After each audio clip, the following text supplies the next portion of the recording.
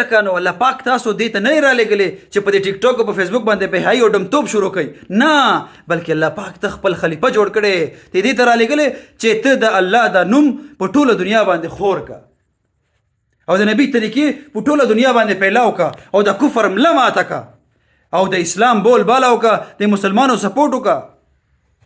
او ته په دې فضول څیزونو کې خپل ټیم هم ضایع کوې، د بل ټیم هم ضایع کوې، خپل هم ځان ګمراه کوې، بل هم ځان ګمراه. ولې الله په مینه کې څه کمی پاتې شوی و، د الله په نعمتونو کې څه کمی پاتې شوی دی.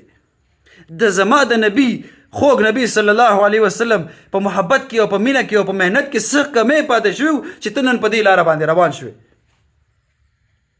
ولې تا سره به حساب نه کېږي، ستا عمل نامه نشي لیکل کېږي، نه لیکل کېږي، او دا به کلاو کېږي. وایي دا صحف نشرت، او دا چې کله کلاو شي قیامت په ورځ تا ته به الله پته ولګي. دا یو ذره حساب به در سره کېږي، د شر او د خیر د هر څه پټېږي به نه. الله ډېر غفور الرحیم دی، تا ته به پته ولګي چې غفور الرحیم څنګه دی. الله ناانصافه نه دی، غفور الرحیم دی، خو ناانصافي نه کوي چې نیکوکار او بدکار ټول په یو سب کې ودرئ او به یې ورځئ شابه جنت ته ځئ. نه، دا امتحان د دې دپاره دی.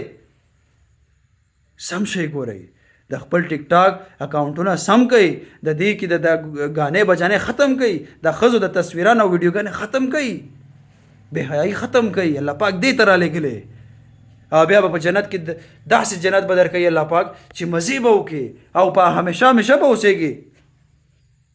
ولې د هغې دپاره محنت نه کوې؟